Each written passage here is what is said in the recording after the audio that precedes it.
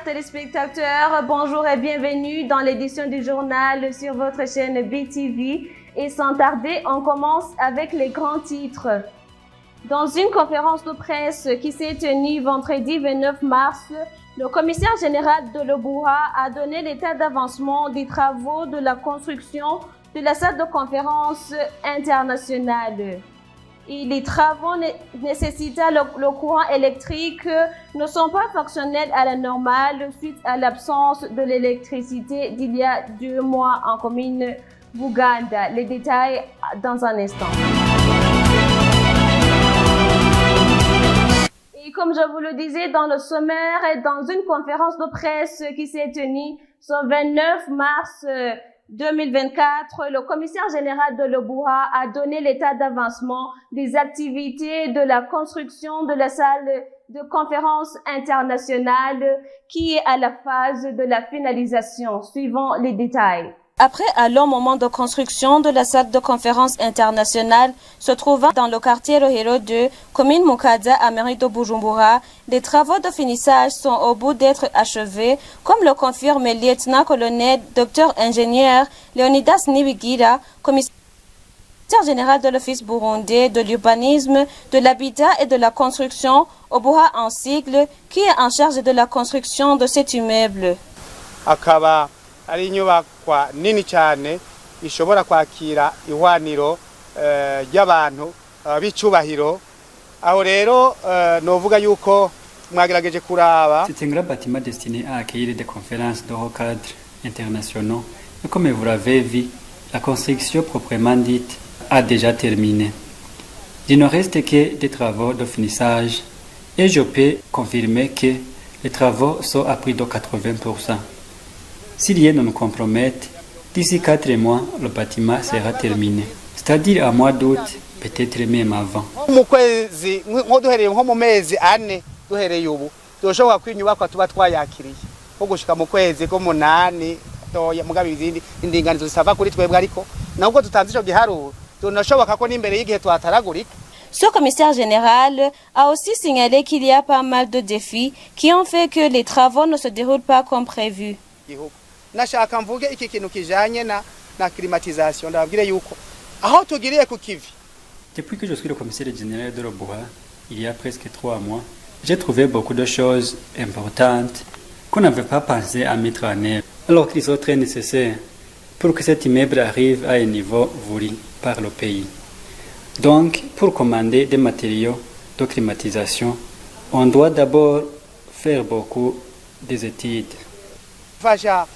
Gutanga kayaga keza abubahwa bacu bakeneye indani hariho ivyigwa bitegerezwa kuba 1200 est le nombre de personnes qui est prévu que cette salle construite avec une si haute technicité va abriter. Sur le plan commercial, les activités nécessitant l'électricité en commune Buganda se sont arrêtées à cause de l'absence de l'électricité qui dure 2 mois. Les détails avec Blaise Ndikumwenayo. Les activités qui nécessitent l'électricité ne marchent pas bien dans les zones de Nyamitanga et Ndava en commune Buganda en province Chibitoke. Cela est arrivé après une période de 2 mois sans recours électrique comme nous racontent certains habitants de cette commune. Il se passe plus d'1 mois et demi, à peu près 2 mois, qu'elles n'avons pas le courant électrique en commune Buganda. Il y a ceux qui vivent grâce au métier nécessitant le courant électrique. Vous comprenez que sans électricité, la vie peut s'arrêter pour quelques heures. Ça fait 2 mois. Le courant électrique ne parvient pas ici en Ndava. Dans notre commune, plusieurs personnes vivent du courant électrique, comme les coiffeurs, ceux qui utilisent les machines à moller, ainsi que d'autres métiers sont en chômage quand il n'y a pas de courant électrique. À Buganda, plusieurs conséquences se remarquent suite au fait que les machines à moulin ne sont plus fonctionnelles. Nous sommes menacés par la famine. Les gens aussi qui ont des cafétérias n'ont plus un mot à dire. Ces habitants demandent aux responsables de résoudre ce problème de coupure de courant électrique. Nous demandons aux autorités concernées de nous venir en aide pour que ce courant électrique soit disponible. Nous demandons que les responsables fassent tout pour disponibiliser ce courant électrique car ces activités sont interrompues. Cela est ainsi au moment où la régie des eaux a annoncé que la coupure du courant électrique qui se manifeste dans les différentes provinces du pays est causée par les travaux de construction de barrages électriques qui sont en cours. Samedi 30 mars se clôturera le recensement des étrangers vivant au Burundi. Et là où nous sommes passés, on a bien vu que les activités sont passées à merveille. Le point avec Jules Verne Nakimana. Le recensement des étrangers vivant au Burundi continue dans tout le pays. À Bujumbura, dans les zones de Buyenzi et Ngagara où nous avons visité, ceux qui sont venus se faire enrôler étaient encore peu dans l'avant-midi. Les agents recenseurs qui étaient sur les lieux nous ont dit qu'ils étaient très nombreux les jours passés. Mais dans la zone Kamenge, il y avait encore beaucoup de personnes qui attendaient d'être recensées. L'un d'eux nous a dit qu'il a trouvé le contraire de ce qu'il pensait de ce recensement. Au début, on croyait qu'on allait nous refouler, on allait nous chasser dans la ville de Bujumbura. Mais à notre arrivée, ce n'est pas ce qu'on a trouvé. Ils veulent juste savoir le nombre des étrangers qui sont dans leur ville. Eric Kabambe, le vice-représentant des Congolais vivant dans la zone Kamenge, invite ceux qui ne se sont pas encore inscrits de le faire. L'État doit connaître ces gens, l'État doit connaître qui est étranger, qui ne l'est pas. L'État cherche à sécuriser bien tous ces mondes-là. Les étrangers qui vivent au Burundi doivent être bien sécurisés par l'État burundais. Mais on ne peut pas sécuriser quelqu'un qui n'est pas connu. Il faut les connaître et puis les sécuriser. D'où l'État n'a pas l'intention de refouler les Congolais au Burundi. Il lancerait un appel pathétique à tous ces gens, tout le monde qui est paniqué, de ne pas avoir peur. Vous pouvez vous présenter. D'ailleurs, on a encore ajouté des jours, aujourd'hui et demain. Alors, il est encore temps de venir vous recenser. C'est pour notre bien. S'il y a à nous dire, l'État nous dira. Mais je ne pense pas que l'État burundais a une intention de refouler les Congolais du Burundi. Vous saurez que l'enregistrement devrait se clôturer ce 28 mars, mais le gouvernement a ajouté des jours pour donner à ceux qui ne sont pas encore recensés. Et ce recensement prendra fin ce samedi 30 mars à 14h.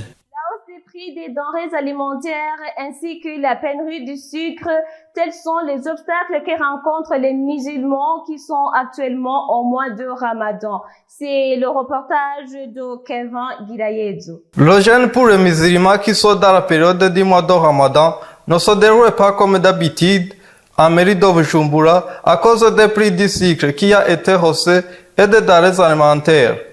Toutefois, il indique qu'il partage le paix qu'il possède. Isukari yoyo nikivugwa twaranayikuye mu mutwe kubera naho twavuga ngo turiko turafungura ubuki. Ce n'est pas du tout facile pour nous. Les prix de tous les produits alimentaires ont été revus à la hausse. Quant au sucre, on ne pense même plus à ça. Nous ne pouvons pas le substituer avec du miel, car le miel coûte trop cher.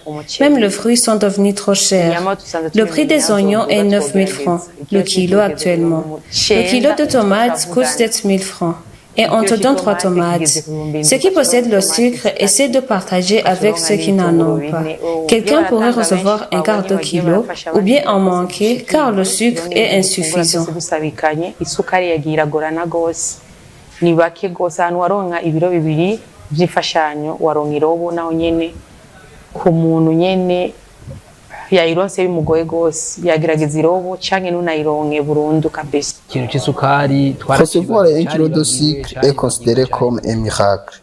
On ne pense plus à cela. Depuis ce mois de Ramadan, je n'ai jamais consommé du tout. Si j'ai besoin de quelque chose à boire, j'achète le boisson énergie. L'État a revu à la baisse le prix du sucre, mais il coûte 8 000 francs le kilo au boutique. Une famille composée d'un père et d'une mère et de 6 enfants, 1 kilo de sucre ne peut suffire. Il demande au gouvernement de disponibiliser le sucre et le carburant. Nous demandons aux autorités de trouver solution à ce problème de pénurie du sucre car il est nécessaire et surtout dans cette période du mois de Ramadan.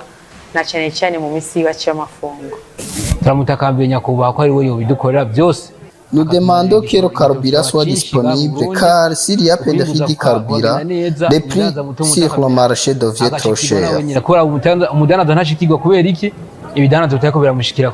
Rappelons qu'il ne reste que 2 semaines pour que la période du mois de Ramadan qui a débuté le 10 mars prenne fin. Chacun peut être expert dans son domaine. Tu peux être expert en toute analytique. Tu sais qui sera la prochaine star de la saison. Tu peux être expert de tous les matchs. Tu es un expert en statistiques ou en opinion des autres. OneXBet t'aidera à démontrer ton expertise. Exprime-toi. Tu es l'expert. En mars, seulement avec Canal+. Je vois des choses que les autres ne voient pas. Oh, que c'est chaud! On en était sûr que ça allait mal se passer! Qui veut être avec le célibataire le plus séduisant? Elles vont toutes se jeter sur lui. Toute cette générosité, je peux le ressentir. 30 jours de festivités, 30 jours de spiritualité. Soyez éblouissantes. Cinéma, sport, séries, documentaires et grands spectacles. 100% de toutes vos envies avec Canal+. Et maintenant, suivons l'actualité internationale avec Kevin Guilayedzo. En Afrique du Sud, 45 personnes ont été mortes dans un accident de circulation. Un bus qui transporte des fidèles chrétiens à destination des festivals de Pâques a sauté d'un pont sur un corps de montagne ce 28 mars 2024, peu après minuit. Un seul survivant, il s'agit d'un enfant de 8 ans. Il est admis aux soins médicaux. C'est les autorités de la province de Limpopo qui précisent que l'enfant avait été grièvement blessé. Le gouvernement provincial de Limpopo a déclaré que le bus avait quitté le pont de Mantakara et plongé 50 mètres à contrebas dans un ravin avant de prendre feu. Les opérations de recherche étaient en cours sur l'administration provinciale, mais de nombreux corps ont été calcinés et difficiles à identifier pour autant. D'autres étaient encore piégés à l'extérieur du véhicule. Le ministère de Transport a déclaré qu'une enquête était en cours sur la cause de l'accident. Le gouvernement sud-africain met souvent en garde contre le danger des accidents de la route pendant les vacances de Pâques, qui est une période particulièrement occupée et dangereuse pour les déplacements routiers.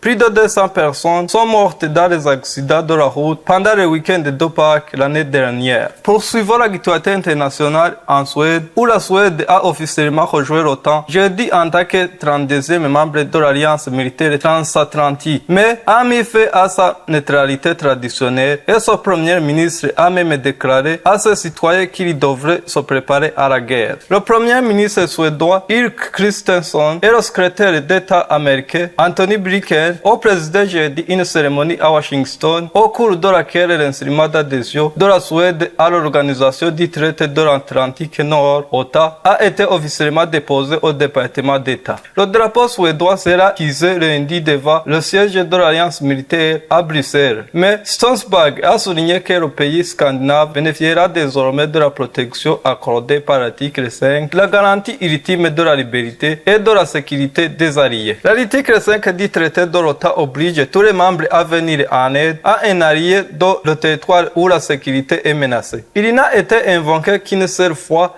par les États-Unis après les attentats du 11 septembre 2001. Le président populiste hongrois Viktor Orbán a de son côté fait preuve d'un sentiment pro-russe et n'a pas partagé la détermination de l'OTAN à soutenir l'Ukraine dans cette guerre. Après le mois de retard, la Turquie a adopté l'adhésion de la Suède en janvier et la Hongrie l'a fait en février.